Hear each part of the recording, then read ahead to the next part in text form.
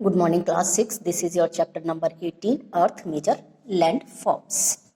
देखिए बेटा, जो अर्थ की सरफेस है वो आपकी किससे बनी है? लैंड और वाटर से बनी हुई है। लेकिन आपने देखा होगा कि जो हमारी क्रस्ट है या हमारी लैंड है वो सब जगह एक समान नहीं है। कहीं पर ये फ्लैट है, कहीं पर इवन है और कहीं पर ये आपकी अनइवन है और आपकी उबड़ खाबड़ है। ठीक है, कुछ हाईलैंड्स हैं, कुछ आपकी लो लैंड्स होती हैं। अब ये जो वेरिएशन होता है वो क्यों आता है?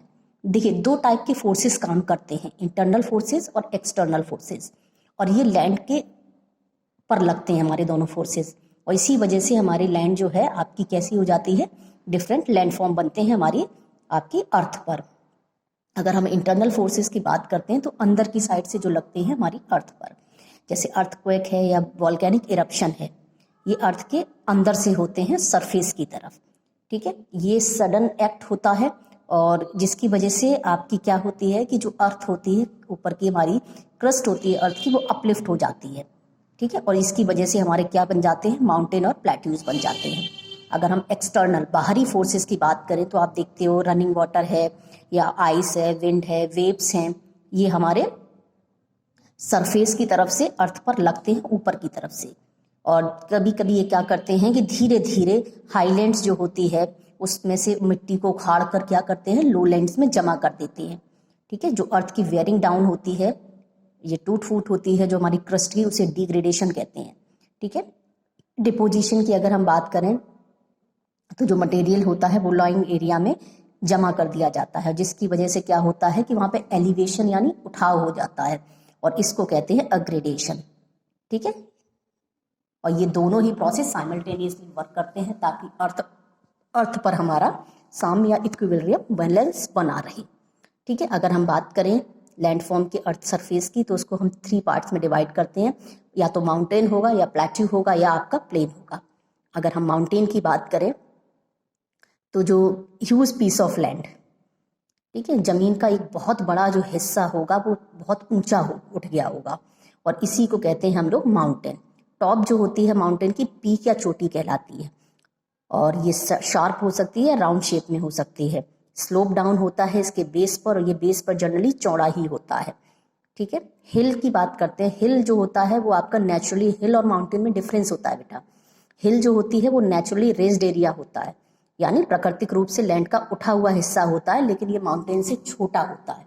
ठीक है, माउंटेन जनरली जब बनते हैं तो आपके बेटा एक लॉन्ग चेन होती है जिन्हें रेंजेस कहा जाता है। देखिए, हिल जो होगी वो सिंगल होगी, लेकिन जो माउंटेन होंगे वो रेंज में होंगे, उसमें बहुत सारी छोटी छोटी चेन रेंजेस बनी होंगी। ठीक है, और कई किलोमीटर तक वो फैला होगा। अगर हम फैक्ट फाइल की बात करते हैं तो माउंट एवरेस्ट जो है हाईएस्ट पीक है आपकी दुनिया की, और इसकी हाइट जो है 8848 मीटर है। अगर हम कुछ माउंटेन पीक्स की बात करें जो परमानेंटली किससे कवर रहते हैं, स्नो से कवर रहते हैं, जिन्हें हम कहते हैं स्नो कैप्स या स्नो फील्ड कहते हैं। ग्लेशियर्स होते हैं या रिवर्स ऑफ आइस होती हैं, वो बहुत कॉमन होती हैं। ठीक है, जो माउंटेन का स्लोप होता है वहाँ पर बहुत कॉमन होती हैं ये इंडिया के अंदर जो हमारा सियाचिन ग्लेशियर है और गंगोत्री ग्लेशियर है, जहाँ से बहुत सी नदियाँ निकलती हैं। ठीक है, और ये इनकी जो पिघलती हुई आइस होती है वही वहाँ से निकलने वाली नदियों में साल भर पानी बना रहता है बर्फ की वजह से, और इसी को कहते हैं पेरिनियल रिवर्स। अब अनइवन सरफेस होने की वजह से, ठीक है, एग्रीकल्चर लैंड का यहाँ पर कमी होती है, लैक ऑफ ट्रांसपोर्ट फैसिलिटी होती है, और एक्सट्रीम कोल्ड क्लाइमेट होता है, जिसकी वजह से क्या होता है कि यहाँ पर पॉपुलेशन की स्कैरसिटी होती है। ठीक है, माउंटेन्स पर। अब अगर बात करें बेस्ड और ओरिजिन के ऊपर, तो जो आपकी वैरायटी होती है माउंटेन्स की वो आपकी 4 टाइप की होती है, फोल्ड माउंटेन, ब्लॉक माउंटेन और वोल्केनिक माउंटेन्स। अगर फोल्ड माउंटेन की बात करें तो बेटा देखिए, ऊपर नीचे इस तरह से माउंटेन बनते हैं। इनमें दोनों तरफ से आपका क्या लगता है, फोर्स लगता है। जैसे देखिए, इधर से नीचे से फोर्स लगा तो ये उठ गया, यहाँ से ऊपर की साइड से फोर्स लगा तो ये नीचे हो गया। ठीक है, इसीलिए आपका क्या बोलते हैं, इन्हें एक्सटेंसिव फोल्ड माउंटेन कहते हैं। ठीक है, जो अप फोल्ड होता है, ऊपर की साइड जो उठा हुआ हिस्सा होता है उन्हें एंटीक्लाइन कहते हैं, और नीचे की तरफ धंसा हुआ जो हिस्सा होता है उसे सिंक्लाइन कहते हैं। हिमालय है, आल्पस पर्वत है, एंडीज है, रॉकीज है, ये आपके यंग फोल्ड माउंटेन्स हैं और अभी रिसेंट जियोलॉजिकल एजेस में ही ये बने हैं। ये काफ़ी हाई होते हैं, इनमें रग्ड का मतलब होता है अनइवन, रिलीफ होते हैं, शार्प पॉइंटेड, इनमें पीक्स होती हैं, इनकी जो चोटियाँ होती हैं वो शार्प पॉइंटेड होती हैं।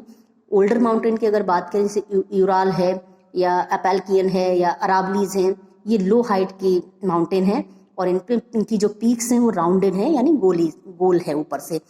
तो जो फोर्स होता है डिग्रेडेशन का वो इनके ऊपर वर्क करता है कई कई सेंचुरीज तक, ठीक है। अब इसके बाद अगर हम बात करते हैं तो नेक्स्ट आता है हमारा ब्लॉक माउंटेन्स। कभी कभी फोर्स ऑफ कंप्रेशन की वजह से और टेंशन की वजह से हॉरिजेंटल लेयर्स होती हैं जो रॉक्स की वो ब्रेक डाउन हो जाती हैं बहुत सारी दूसरी ब्लॉक्स में। ये ब्लॉक्स या तो अपलिफ्ट होती हैं या नीचे की तरफ धंस जाती हैं, और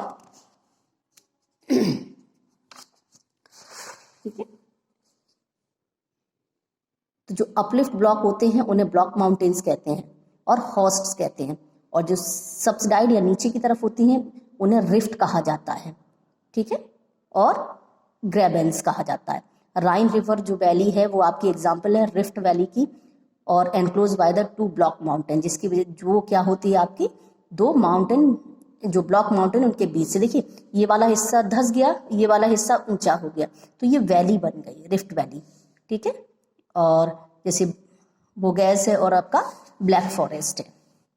इसके बाद आता है आपका वॉल्केनिक माउंटेन।